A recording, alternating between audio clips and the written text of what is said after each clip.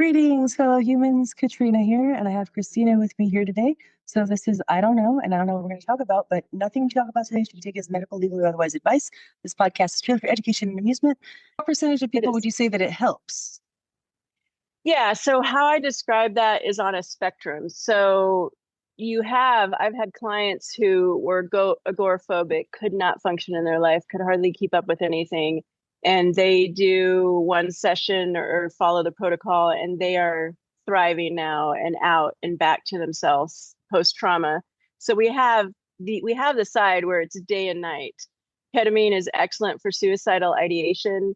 It can, with one session, come in and interrupt suicidal ideation and completely shift that for somebody. And so we do use it for that when it's needed.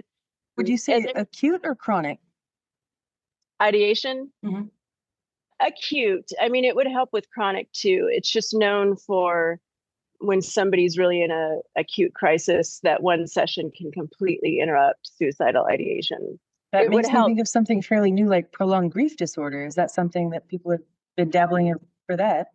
Mm-hmm. Yeah, I mean, we've used it for a variety of, we're able to use it for anxiety and for grief and for trauma. And really, that's just going through the process with each individual client. When I'm doing that, I'm getting to know their nervous system. I'm getting to understand what the struggles are, how it's showing up in their body, so that I can make a better assessment of how helpful it might be. And then it's always just, we try it and see how helpful.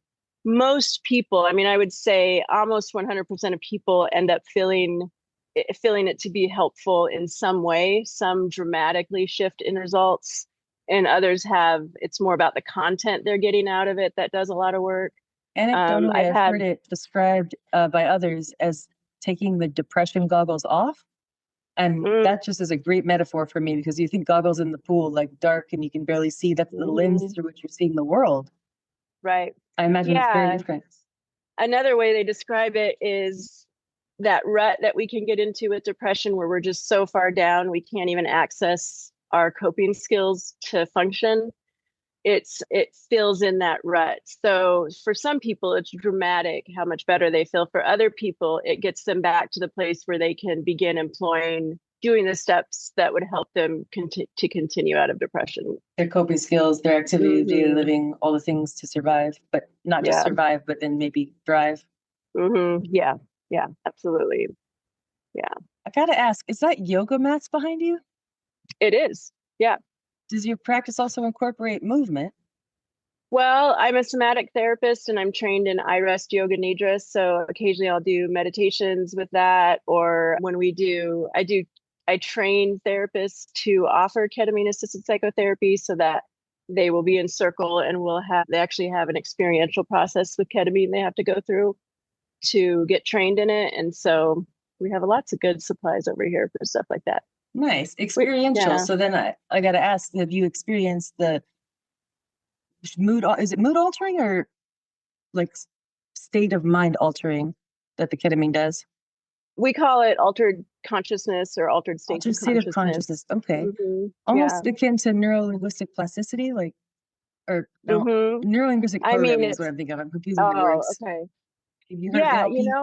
I have heard of it, and a little bit I've heard about it. I like it, but I don't know enough to really speak to it. Okay. But back to the ketamine, have you experienced that change in altered consciousness? Yeah. Yeah, I've attended a variety of trainings and done some work with facilitators as well. And how would you describe it from your own experience? It is an interesting medicine. Like with, there's a lot of common things. People will talk about the ketaverse. There's a certain feel to it. And is that the kaleidoscope, the close-eyed visuals of fractals and colors? And it can be. A lot of people have visuals on it at the higher doses. And then some people, there's occasionally somebody just doesn't have visuals, but they might not have visuals on any medicine. But it's an anesthetic. So usually the first thing you feel is a little bit of relaxation in the system.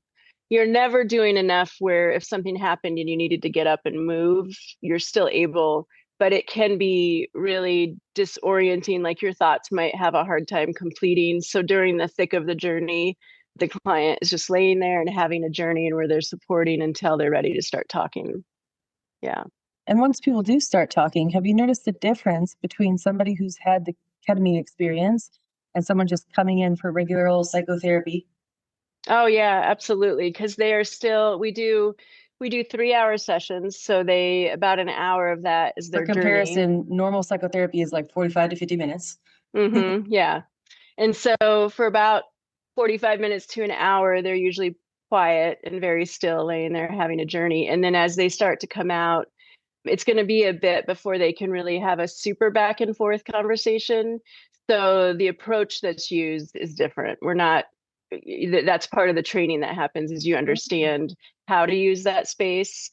And a lot of times we're just recording any details they want to share about it that we can talk about in integration circles, but there are integration sessions, but there are quite a few people who come out and we actually are able to do some therapy and we tie it back into the stuff that we've been working on in our regular sessions.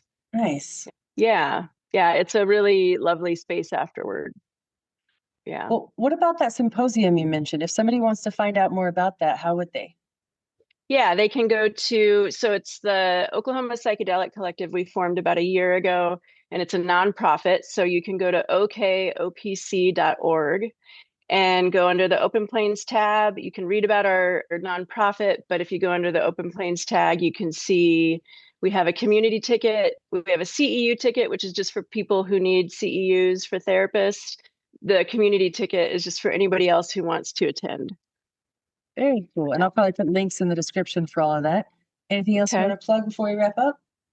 Well, we're having Friday night up at Wampa. We're doing before the symposium, so June 26th, we're doing a psychedelic salon in So Tulsa. I don't know if you've heard of that. Mm-mm. It's a curated story event, and they are curating the storytellers have actually worked with coaches to curate 5 to 7 minute psychedelic stories that talk about their healing process with it. And it's a lovely event that's up here at Wampa on Friday night. And then Saturday is our full day symposium. And then we'll Wampa, do a is that like an gathering. event center? Oh, Wampa is just west of downtown Tulsa. It's a renovated warehouse, huge warehouse. And if you haven't been out here, you should come check it out. It's beautiful. Oh, you should absolutely come. It's real artistic. There's a lot of creative people out here, and you definitely need to come check it out. Awesome. Well, Yeah. thank you for joining me today on I Don't Know. And I didn't know what we were going to talk about, but I really liked what we did. So with Yeah. Thank that, you so much for having me. Yeah.